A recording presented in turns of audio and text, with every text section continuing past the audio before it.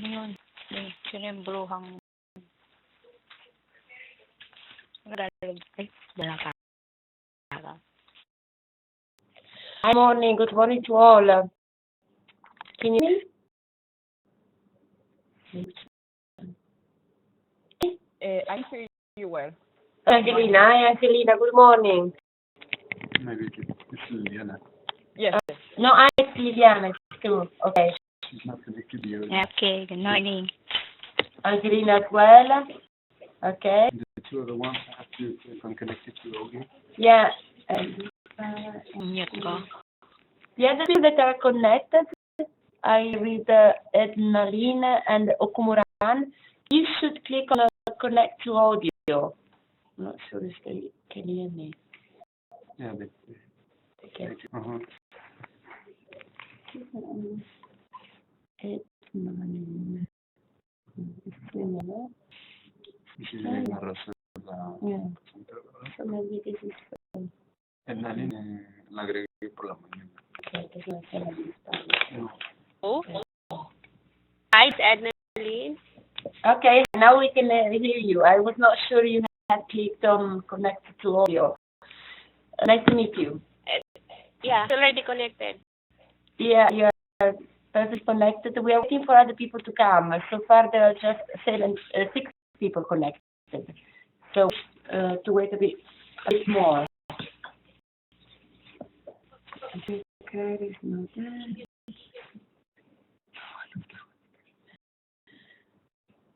Maranian.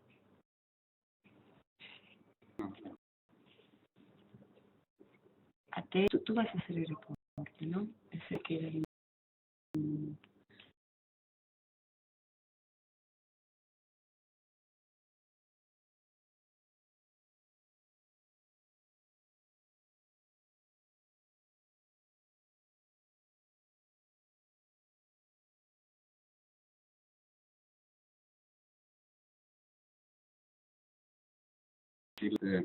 Apagar su micrófono no tiene que hablar y que y lo del chat, ¿no?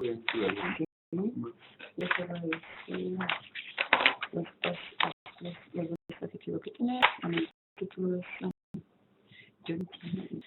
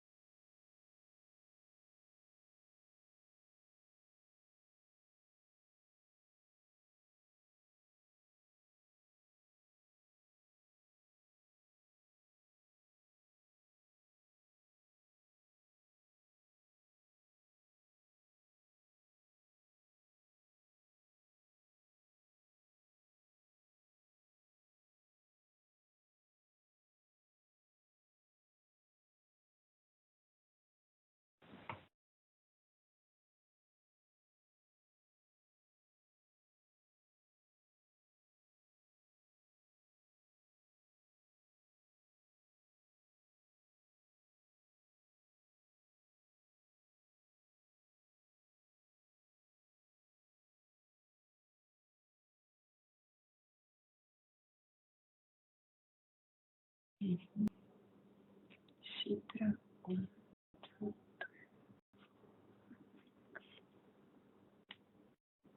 Carolina, Helena, direi papà.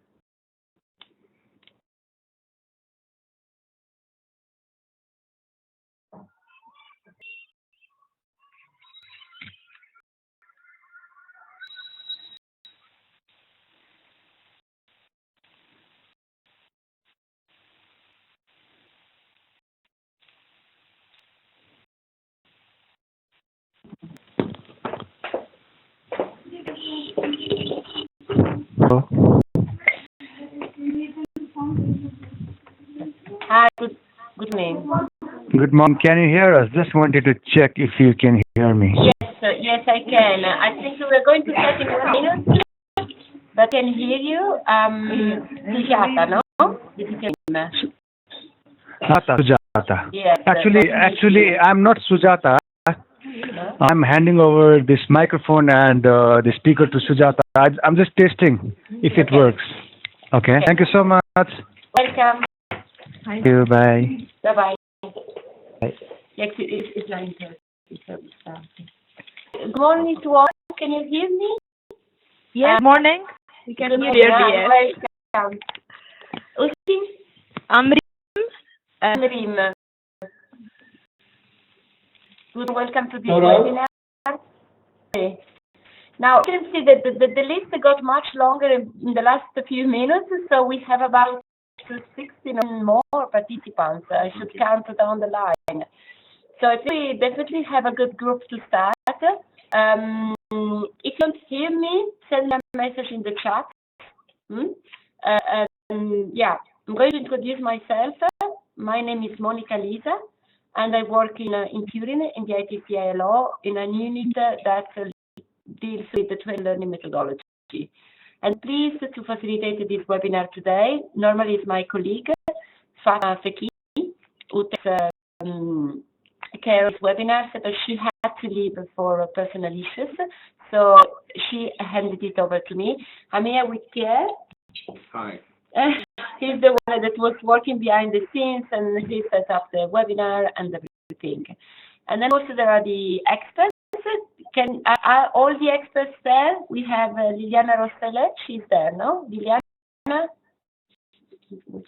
Hello, yes, I'm here, and I'm having difficulty to get Audrey in line. He seems to be not able to connect. Legebel from ILO Brussels. I didn't get it. You cannot connect properly, Liliana, or No. we can hear you very well. No, it's like also that is Audrey Legebel that is having trouble to connect from ILO Brussels. I see. Okay. Yeah, Audrey is the other expert that we have today. Well, let's see if little by little she manages to connect. We can always start with you while she finds a solution. I don't know if we can do anything from here, no? The other expert is Peter Ademaker from Paderno. Peter, are you online? I can see your name. Peter?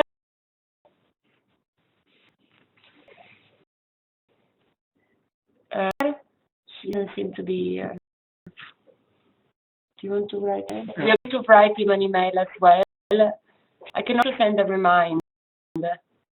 Should I just send a reminder?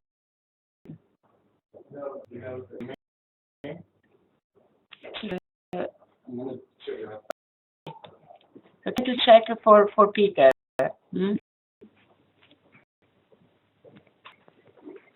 Now, if all Monica,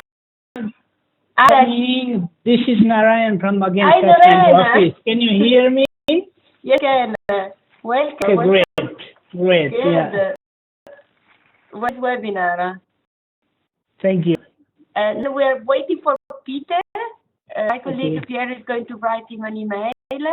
But while wait, I just wanted to give you a few tips about webinars. I'm sure that most of you have already been participating to webinars. But for those who did not participate so far, please remember that your mic should be off when you talk. And whenever you want to talk, you just have to click on it and turn it gray. So normally it's red, it means that it is off. Then you want to talk, put it on gray. Then we have another tool, and that is the chat.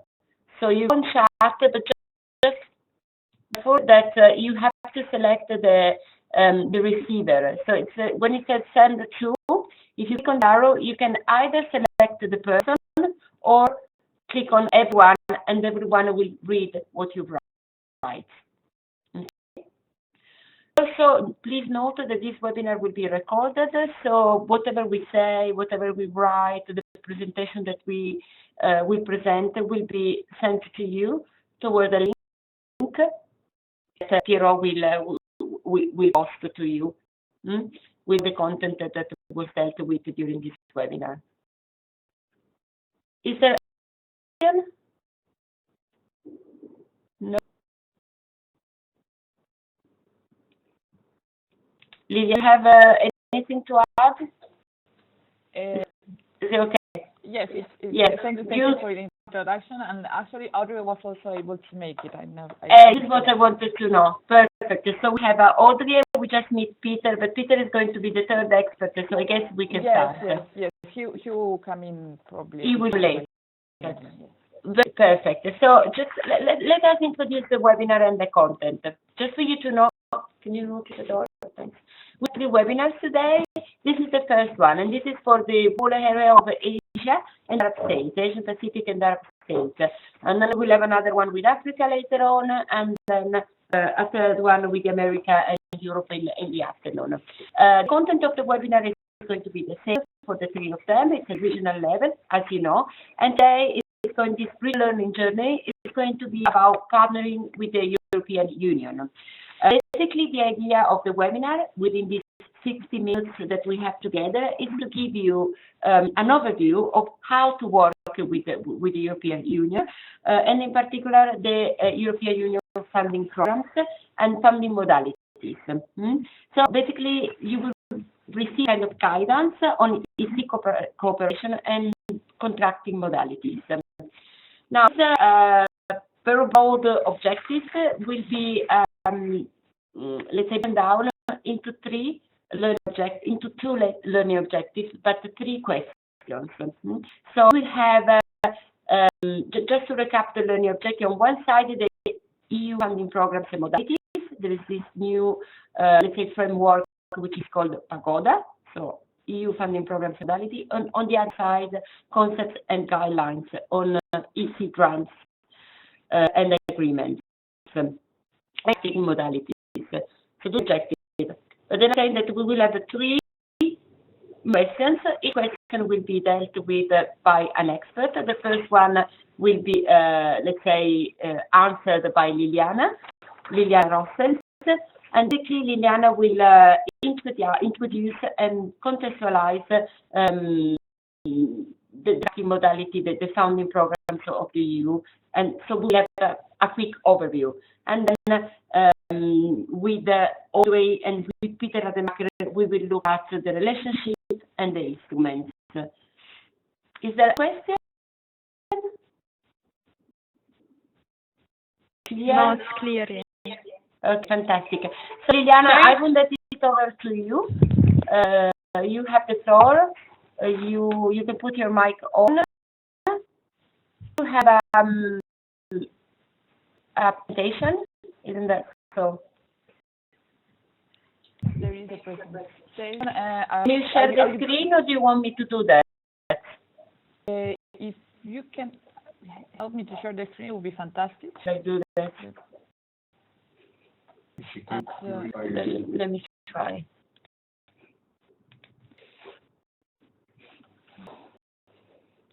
I think you have the... Yeah, I'm the host. Okay, can you see the presentation of Liliana?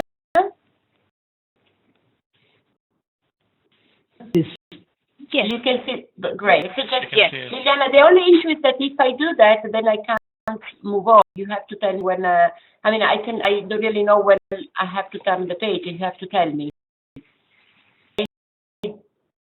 Do you see the correct screen or? I connected the screen, the presentation. Yes.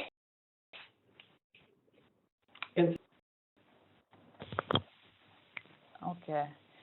Well, just also to give you a bit of background, because my colleague Audrey is joining us from Brussels. She's the key person for technical operation, development cooperation in our Brussels office, and she deals very closely with the EC at different levels, policy as well as development cooperation, and she's going actually to be giving us some of the information on this presentation that we have prepared. So to introduce myself, let me tell you that I've been working with Partner for some years now. I'm covering the European Commission portfolio since June this year. And I also cover the portfolio of development cooperation with the World Bank. Or can you listen to us correctly?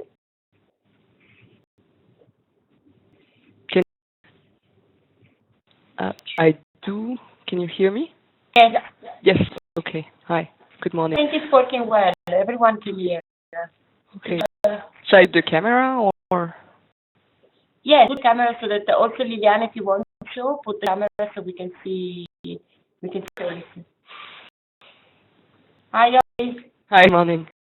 Welcome. Thanks.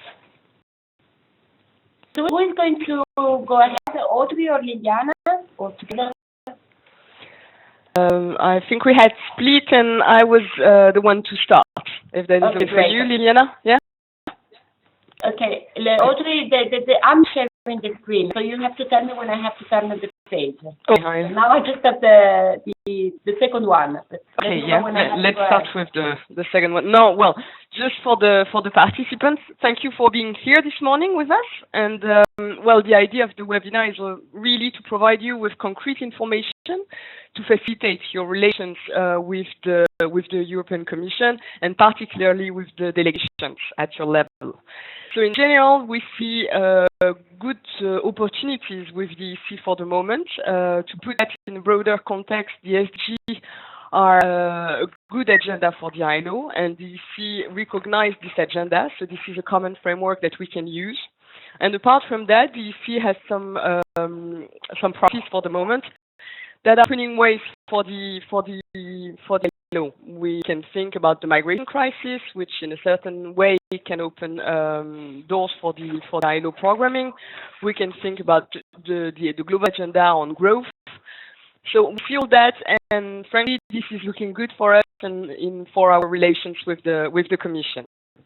So to start with the relationship, so please can we go to the first slide?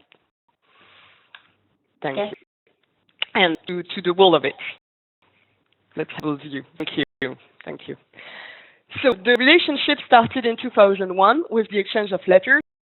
This is a basic exchange of letters between the two institutions saying we agree to collaborate together, and there was no real indications of the type of cooperation that was envisaged. It was broad, but it was a commitment to do something together. In 2003, the ILO adheres to the EC-UN FAFA, so this is the Financial Administrative Framework Agreement between the EC and the UN, the ILO being part. And this is the base framework under which the regulations and rules, the financial regulations and rules have been defined. And this, in a sense, facilitated tremendously the cooperation, because we were not, we didn't have any longer to negotiate all agreements one by one, but it was a common framework which facilitated the cooperation. In 2004, we signed the partnership framework. So this was on the basis of the exchange of letters. We just thought it necessary to really make it more concrete and define areas of cooperation, which have then been revised and reviewed in 2011, where we had a new exchange of letters. For the moment, we're still working with this one, and this is fine. In terms of the EU, on the right of the screen, they have major policy documents, really, and what is good with the EC, maybe compared to other donors you're working with, is that everything is public, everything is transparent, and you can access all that very easily on the web. So in 2014, they issued their Agenda for Change, which was their basic EU development policy for the next multi-annual period that they were entering in. So EC works in 7 years period. So this was the overall agenda. And this agenda was key in determining what they would aim at doing. And basically what they wanted was to increase the impact of their cooperation and the effectiveness of their policies through some adjustments, which were mainly the differentiation, giving more to the countries more in need, concentrating their aid in 3 sectors. So in most of the countries you're covering, they will focus in 3 sectors only, not more than that. The coordination between EU member states and the European Commission, that always be improved, but there is an attempt here. And the coherence, making sure that one project doesn't harm the development objective of another issue, another thematic. So we're under this framework, and we have to be aware of that, and to be aware of this basic principle that they have in their development. Recently, last year, at the end of last year, they issued the new consensus for development. This was EU response to the SDG agenda. And this explained the common vision EU and member states have in integrating the civil development goals. So this also is very important and has indicating in the footnote promote labor standards and decent employment conditions for workers. So this is a good agenda for us. Exactly. I mean, let's go at the bottom. Those are big objectives and big frameworks. At the bottom, you can see that there are other types of documents, which are in fact communication. Communications are thematic documents that explain the EU strategies as regard the special theme. So, Date for All communication issued last year, the framework on human rights, which is very important in the application and promotion of core labor standards, the communication on social protection, which is really key on social action, and internally, the communication on towards job recovery, which is covering the EU only. All that framework is also reflected in what you see in red in the CILO high-level meetings, because we meet once per year, and this is the occasion for both institutions to define the priorities for the year to come and to review what has been done in the past year. We had this review end of January, and the conclusions can be available. I mean, they're online already, or they will be online soon, and on platform as well. Let's go. So, who are they, and with whom are we working? So, in a sense, I mean, this may look very complicated, but it's as complicated as any other country in the world, because they work with DGs, and DGs are equivalent to ministries. So they line DGs for employment, for trade, and we work with those, for environment, for education, and so on. So this is pretty much the way a normal country we organize, if I may say. Our main entry points are also on the very left, DG DEFCO, which is the development arm of the Commission, and on the top right, but I'm not sure you can see it because on my screen this is hidden by a block. I don't know why. Yeah, thank you. So you see the External Action Service, which in a sense the Foreign Affairs Ministry of the EU. So Action Service defines the policies and DEFCO implements. So we have to work with both to know exactly what we want to do, but work similarly to any country.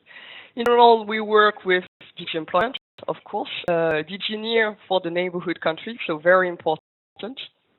And on ministries, if I may say, really DG Home for the migration issues, DG Environment for all what is related to green jobs, DG Trade when it comes to implementation of core labor standards within trade agreements. So depending on what you want to do with them, you know exactly with whom you have to talk. Of course, all that is not necessarily reflected at the field level in the EU delegations. You have delegations in around 140 countries in the world, so I'm pretty sure that you have one close to your office. And what they'll have in the delegations are officials not necessarily looking at all issues, because, I mean, they cannot have staff for everything, but for sure they'll have staff referring to the focus issues they have selected, so the 3 sectors of priority they have selected. So this is important to know that, to know exactly whom you have to talk to, and so you know now with whom at the first level we're talking with. Let's carry on.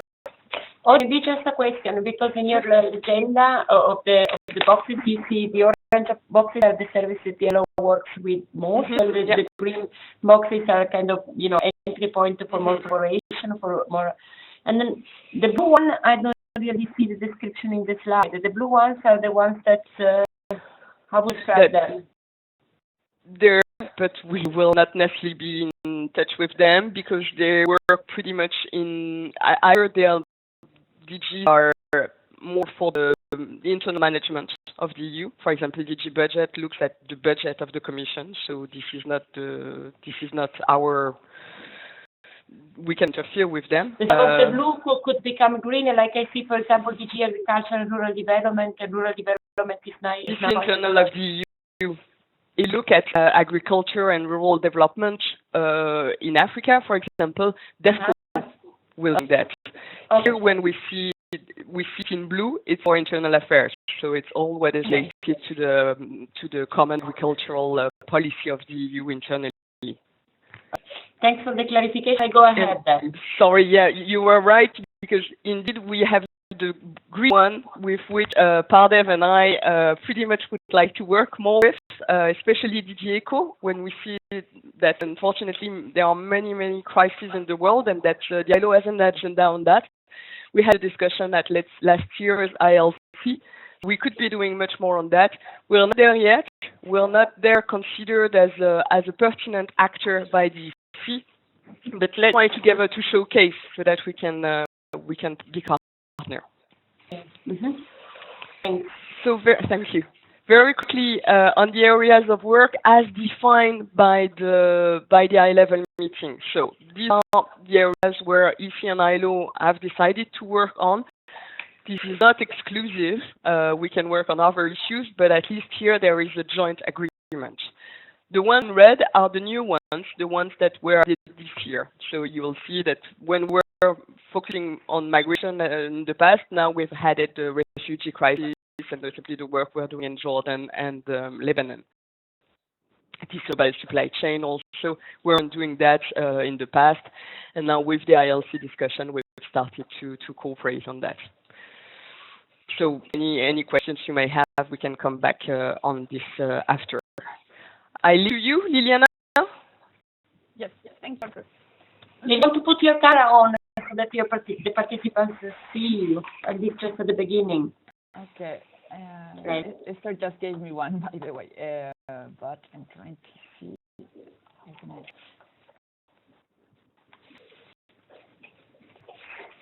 Little icon next to the microphone icon.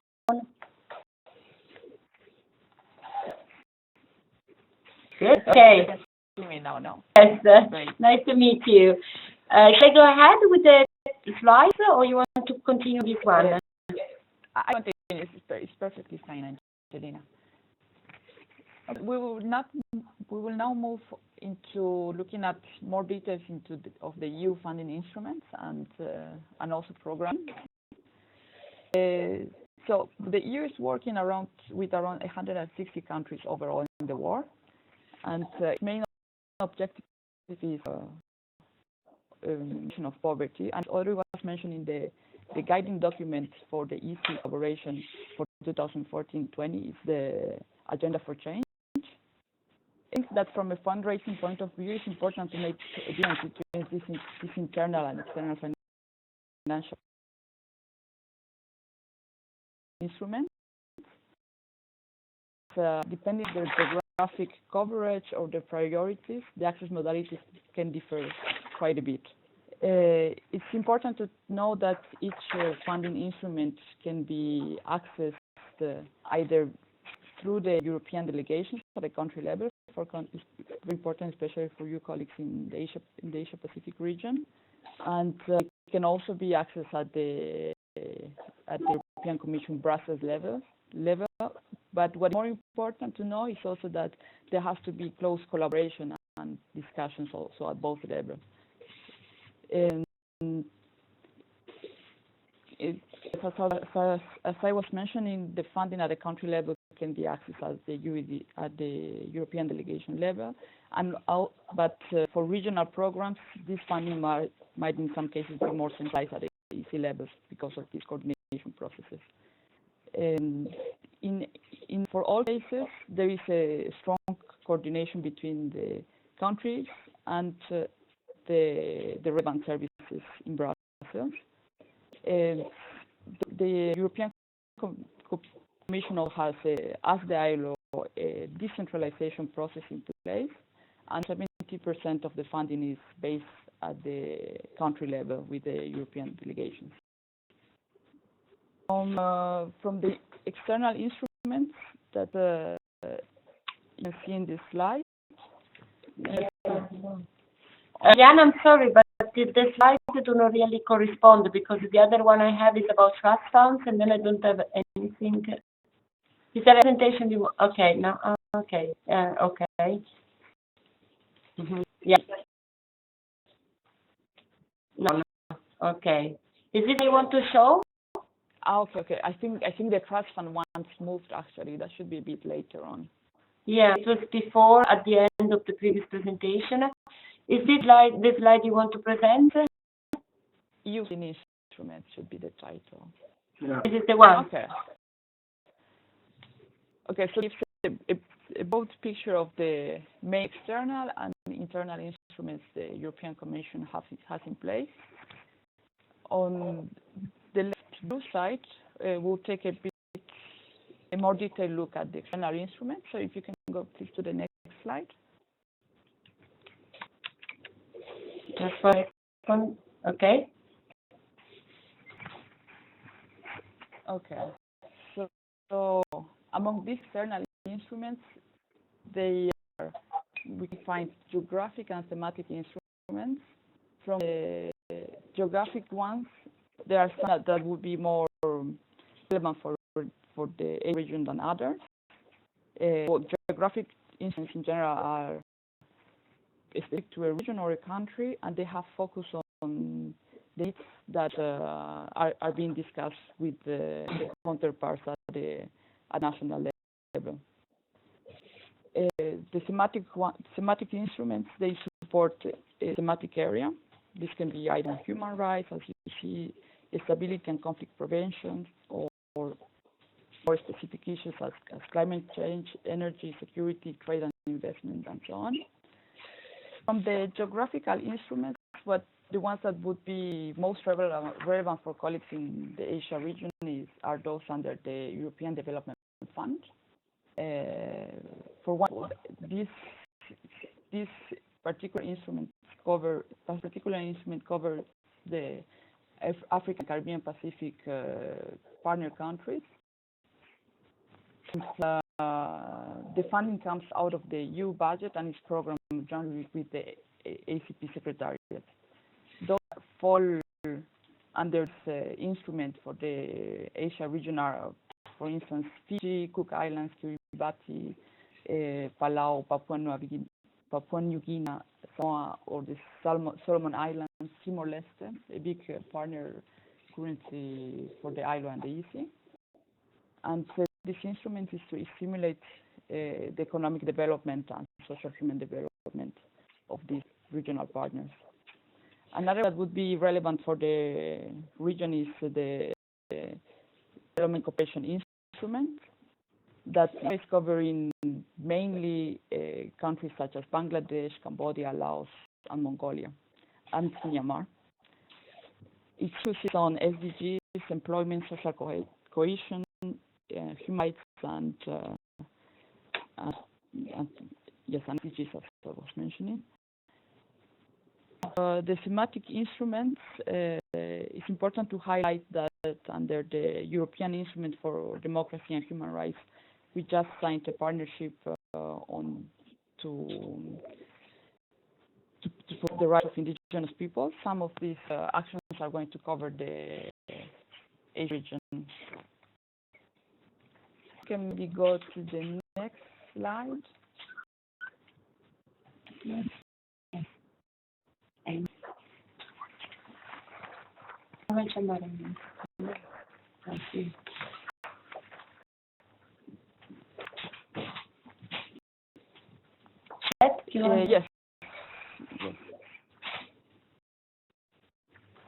Internal instruments, yes. Internal instruments are more for European member states, so we won't get into the details of this in this session.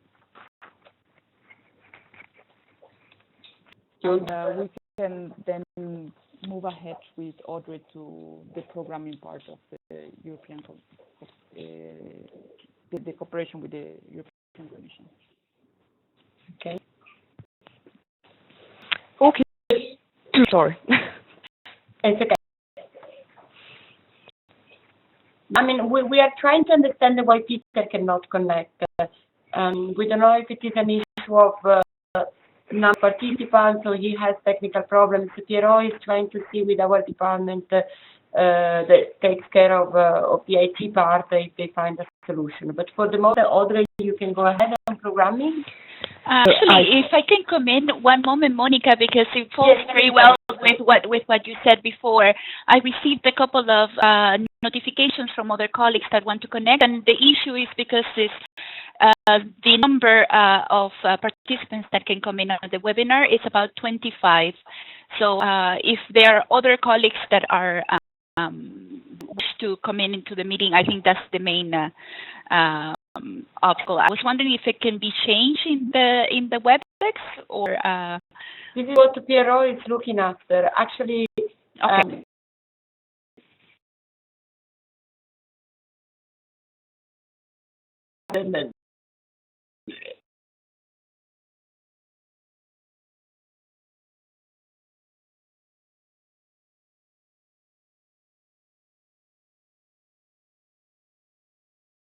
Okay, perfect. Thank you very much, Monica. That's thank you. No problem. Thank you. But Peter come to your office? Are you for sure. I'll let him know. So I will solve the issue for him, because at a certain point he should contribute. So it's important that he can be connected. Will do. Thank you. Okay. Thanks very much. Bye. Thanks. Before Audrey goes ahead, are there any questions? Is there any contribution, any comment, or need for clarification from the participant? Please feel free to interrupt in a moment. Just put your microphone on gray and just intervene. Huh? If you have any doubt, let us know. Hello? Hello? Yes, this is Monica Castillo from the Department of Statistics. Yes, hear me? Yes. Yes, I had a specific question about the SDGs, because you mentioned that this is a focus of the cooperation funding, and you mentioned it's available through this development cooperation instrument. Will you be talking more about? Can we hear more about the SDGs in particular, because this is the focus of our department, obviously. We would be very interested to think about working on some cooperation projects with the EU, maybe not just on Asia, it could be other regions as well. So I was very interested to hear that, what Liliana just explained about the SDGs in particular. So just that's a focus from our department. Thank you. Okay, Monica. Audrey, do you want to react? Well, the EU is recognizing this agenda. They took part of the negotiation, and of course, I mean, this is the global framework for development actors for the moment. So the EU has been struggling at the beginning in really making this agenda land into a concrete document, and this has happened recently, in fact, with the publication of the new consensus on development. New consensus gives broad ideas on how the EU intends to implement the agenda, but this is not very concrete. What the EU is, what the Vice President of the EU has committed to doing is to launch a stakeholder platform initiative. So this will launch probably during the year. It was announced last year, and it should be happening this year. It's a little bit delayed. So this is the way they want to proceed in making sure that they have inclusive approach to the implementation of the SDG. So the EU will be looking at this, to ensure that the different work agenda and SDG 8 are reflected within this platform. We'll then see also if, in terms of statistics, the capacities of the countries if that become also an objective, and if it can be reflected into the programming. We've discussed that many times with the Commission in terms of the statistic specifically, and although they see the interest it's more the need in upgrading the capacities of the states in being capable, in fact, of reporting adequately. They haven't showed so far an interest in being one financing that. Let's put it this way. So saying it does not correspond to their objective, but this not translated as a priority so far. So what we're doing is still carry on looking documents they will issue and having this discussion with them. I think that Rafael came last year. I mean, we'll always welcome missions from the colleague in Stat Department to explain a little bit to the EU the role ILO is playing, the fact we are custodians of certain of the indicators, and the way you want to proceed and to work at the field level, so that we can create a need. But for the moment, this is all I can say on that.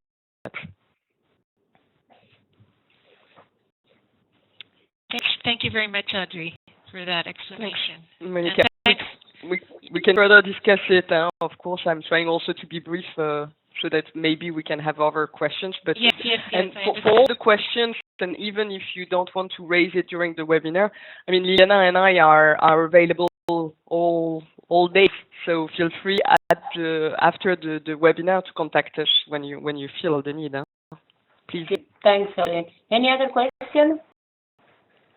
No? Okay, so maybe you want to go ahead with the programming part. Sure. Okay. We thought that it was interesting for us to describe a little bit the programming cycle of the EU, not because you need to know what is the programming cycle of the EU, but just because knowing the programming cycle of the EU is a way of understanding where are the entry points for the ILO. So really, as I was saying before, they plan operation in 7-year cycles. So at the beginning of the cycle, they establish a financing regulation for instruments for the 7-year period. And that is then further defined at the country level into national indicative programs, which are really the translation of the broad priorities into indicative program, what is needed for the countries during the 7-year period. And it's further detailed then into an action program. So if I take my big priorities, how do I translate that into concrete program for the year so that at the end of the 7-year period, I can see what I have achieved. So this is the way they are doing it, and this is the way the 7 years are being cut. At the middle of the 7-year period, there is a midterm evaluation. Normally, in most of the countries and also at each level, we're seeing that they're entering into this evaluation period. It's a good period for contacting them, trying to see, because in certain cases they've been working with certain partners on some issues, they're not necessarily happy with them. So it's a good moment also to initiate discussion with them if you haven't had contact with them in the past. It will further into the programming in the next slide. Programming is done in two ways. There is the thematic programming for special teams, and there is the geographic programming for the geographic instruments. And the geographic is also covers national and regional programming. So for all the every time it's a global, the two different instruments, geographic or thematic, will be covering the 7-year period, and then will be further details into annual programming. So I mean, the following slide also details what is happening for the thematic, and we can directly to it because this is the same. And as I was saying, there are two multi-annual programs, one of 4 years, one of 3 years, and this with a midterm evaluation. For big instruments and the regional ones for the geographic, the programming is done at Brussels level, but for the national ones, for the country level ones, it is done the countries themselves. So it's good to be in contact with the delegation at any time. We go further into the programming, and this is the cycle that the Commission does every year, in fact. So this is again very important. Not important to know it, because then if you know exactly where they stand, you know what are their needs. Because we'll start with a multi-annual indicative program. So they will say, okay, we have a broad objective of women empowerment. They will try and look at the possible partners to implement and to deliver on this objective. So here comes the identification period. Here, ILO has to be present. And if they were thinking about you and your woman, you have to come and say, ILO can do it as well. In partnership alone, that is for you to say, depending on the country, circumstances, but they have to know that we can do it. We'll start the formulation. So they will basically draft a little note saying, okay, we've met with UN Women and ILO. We believe the two partners can work together on women empowerment, economic empowerment, and they will present that to the college. The college will say, okay, this is of interest and we believe this responds to our priorities or not.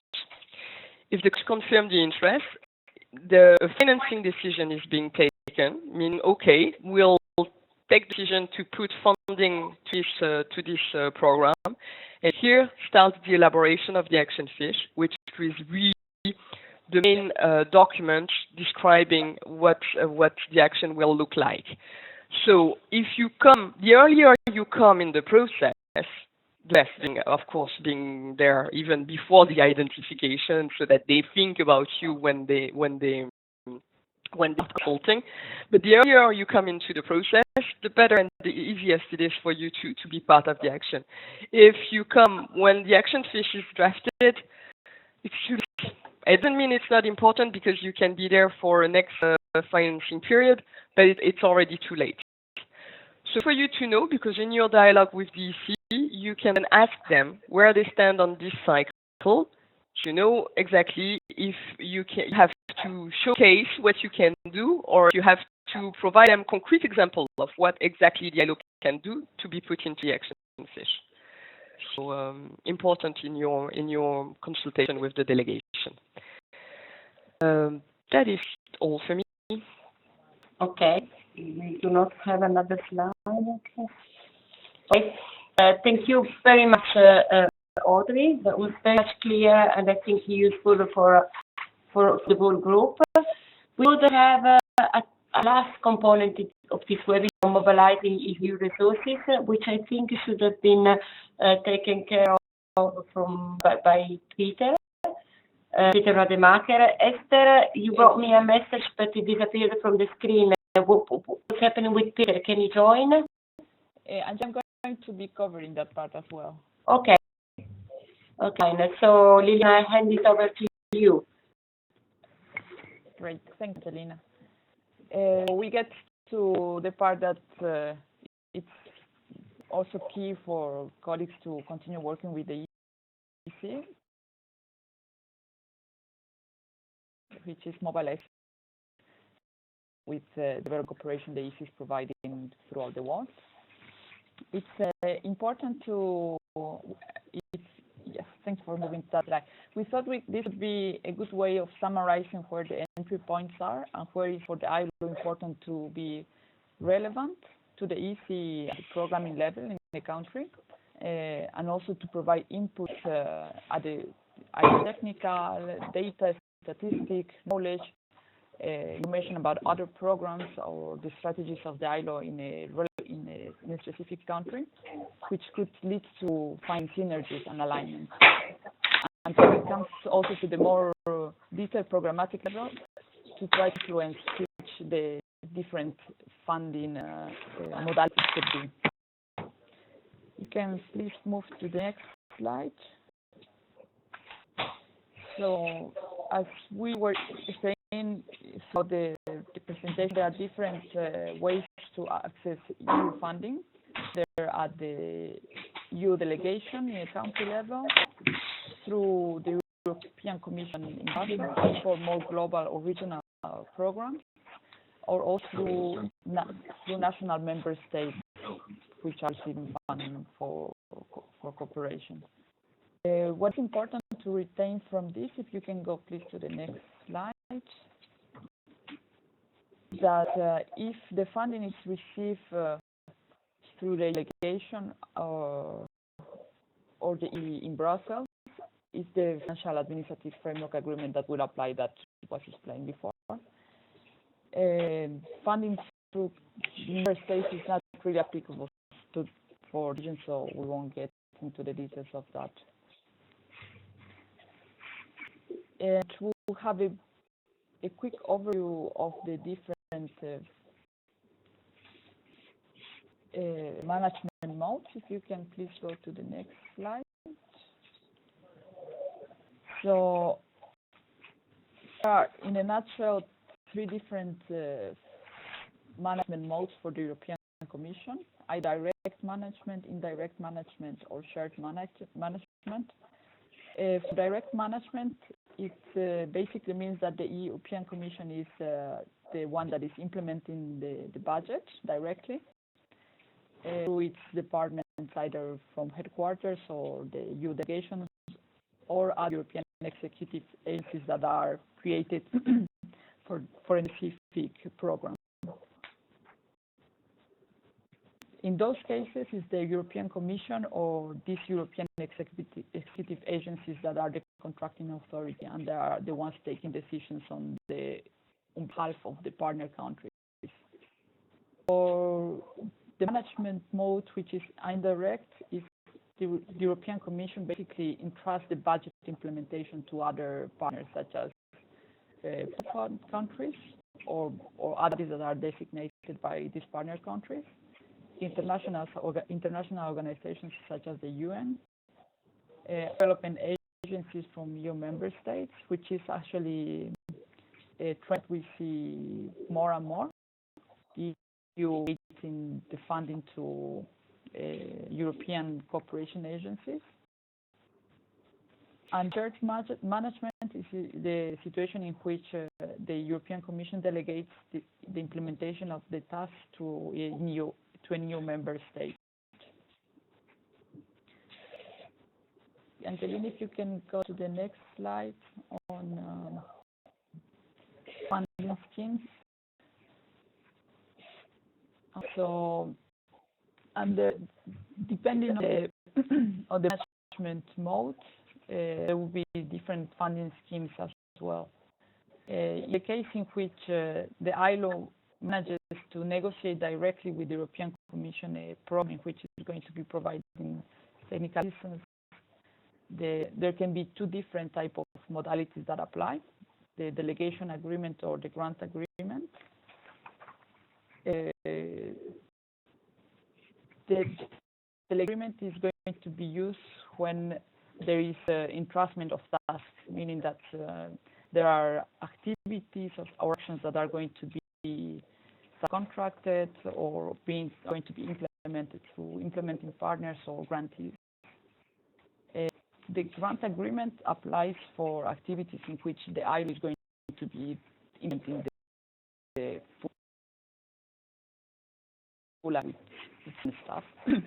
In general, these are the cases in which the ILO carries on, for instance, in a study or very specific technical assistance or advisory services. The grant agreement also applies for call for proposals. Actually, when EC issues a call for proposal, then it's directly the grant agreement, the one that applies. Since June, from the previous year, there is a new template in place for the grants and delegation agreement. This is what the EC calls the Pagoda 2 template. And you can go a bit further down.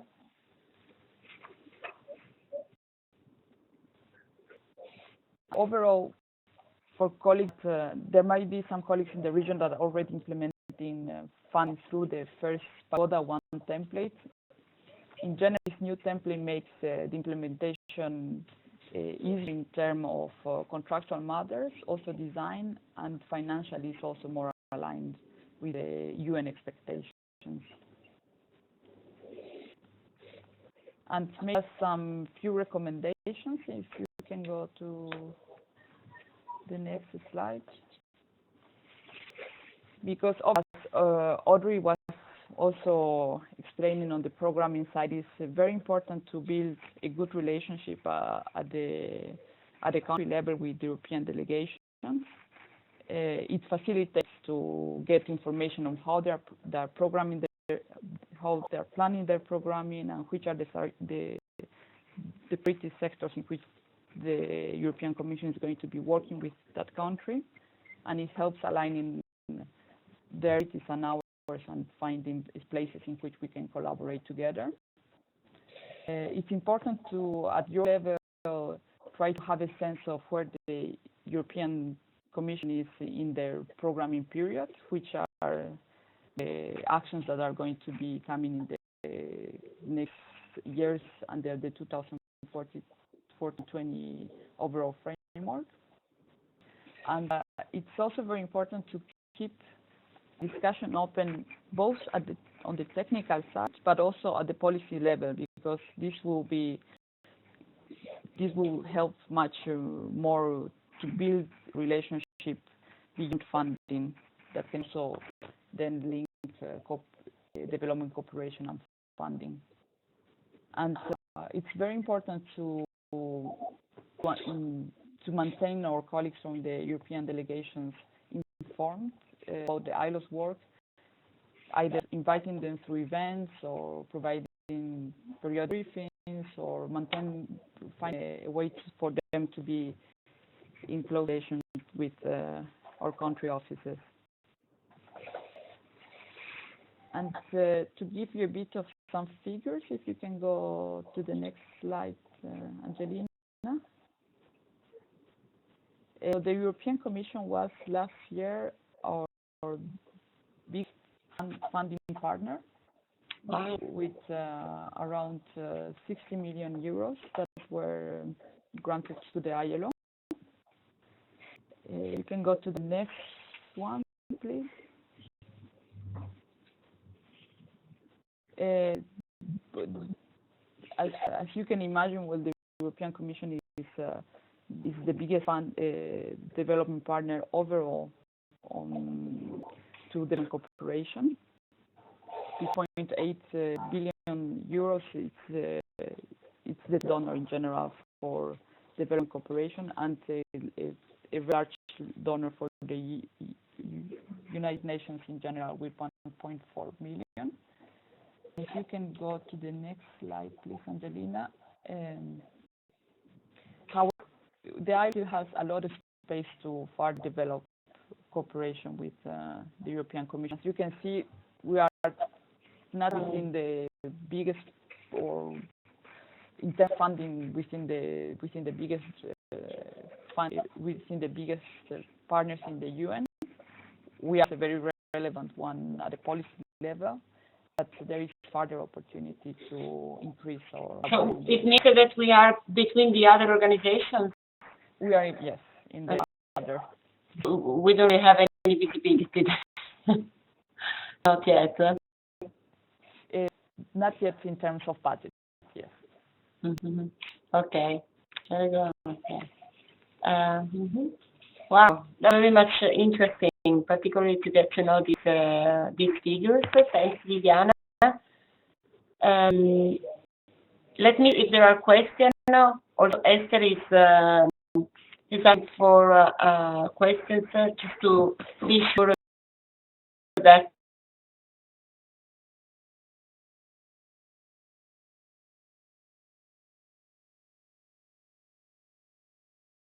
questions, please. I Anyone can, would I like can to have intervene? if I can ask a question, given to the Monica from the Statistics Department. So my question is, if we've already developed a concept note, is this the way we would approach it? That we would take a sort of developed concept note and meet with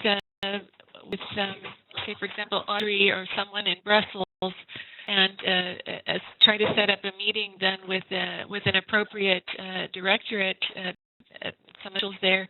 Is this the way we would proceed, that we would go and then we would explain our concept note and say, look, this is what we have in mind, does this fit in with some things we have, or are we looking to see what they are already, kind of proposals they're coming up with in line with their priorities? I mean, obviously our concept note will come in line with priorities we've maybe helped identify, but that's my question. Do we go already with a concept note developed, or do we meet with them first and then develop a kind of a concept note and then proceed along the stages that we saw in one of the earlier slides? That's my question to all of you. Okay, thanks, Monica. Thanks a lot. It's been really useful so far, everything that I'm learning. Good. Thanks, Monica. Audrey or Liliana? Who will answer? Yes, so can I talk? So who was speaking? Ralph.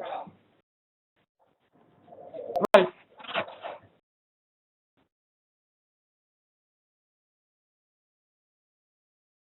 So, okay, now I see your name. Welcome.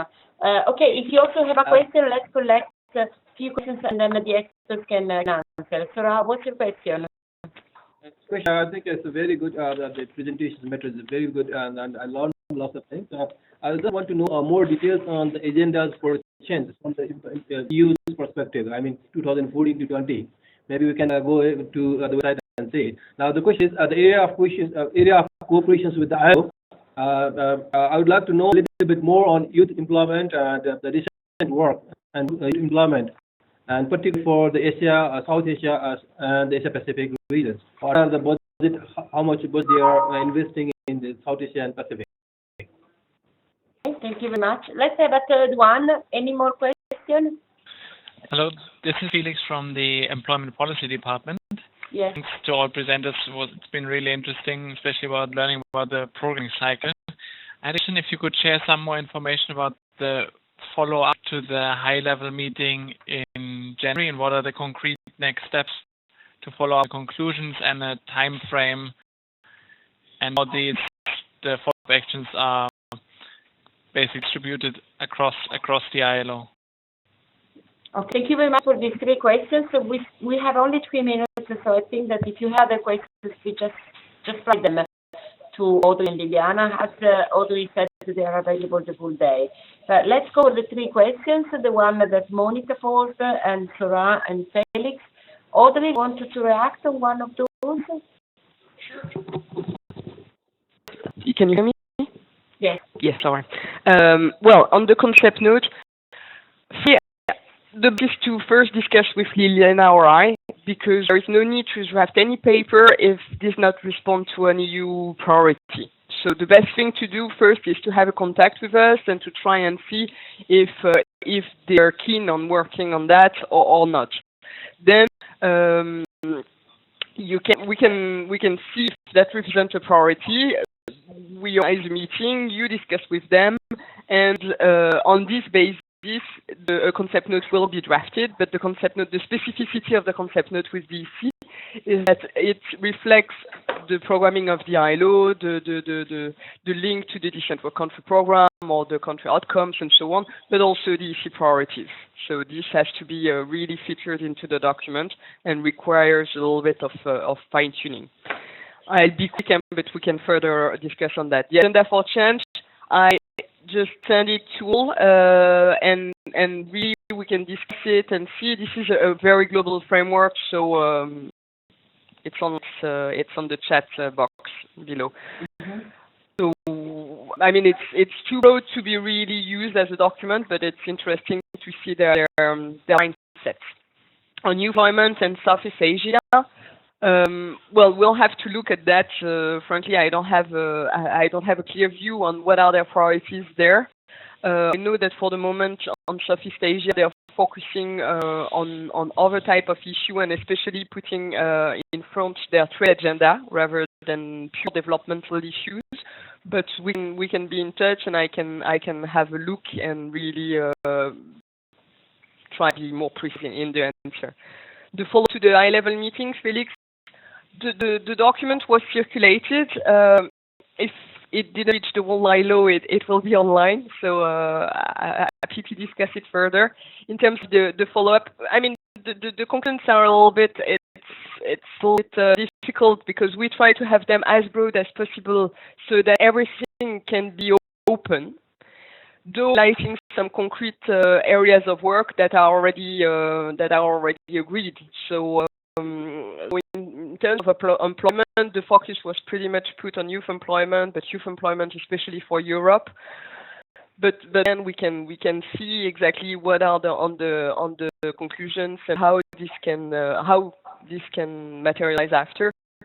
Normally for the offices that were involved and for the departments that were involved, and you was the directions and the indications on what needs to be done are clear. But I'll be happy to discuss it further with you. Thanks, Audrey. Just the last one. There was a question posted on the chat about the disability issues. One of the participants would like to know what's the position of the European Commission, if the Commission expressed any particular interest so far in terms of area of common work. But I in the okay. I sent the EU disability strategy and the cooperation guidance note, and I highlighted the fact that we should do much more on that because we haven't done anything. Okay, perfect. So those who want to read about it, the link is on the chat. I have to close, attendee. Okay, it's about the presentation. Well, the presentation can be sent, but you will also receive the link to the webinar that has been recorded, and everything will be there, including the presentation. Okay, this is important to know for all the participants. Some questions to assess the webinar. Okay, and also Piero is reminding me that you will also receive some questions to evaluate the webinar. And so I think we have to close because it's 10:30. So let me really thank the two experts, Liliana and Audrey. You have been very clear, very exhaustive in such a short time. Participants have already said so, but I think it was very useful. So thank you very much. Thanks to all the participants for being with us today. Thank you. Thanks a lot. Thank you very much. Thank you. Thank you. Thank you, everyone. I really learned a lot today. Thank you so much. See you, and just write to Liliana and Audrey if you still have more questions. And the materials are available on the platform as the recording will be. Okay. On top of the recording, a reminder, you'll find everything on the Development Cooperation platform, on the COP. So you'll find the materials also there. Okay. So thank you very much. Have a good day, and see you.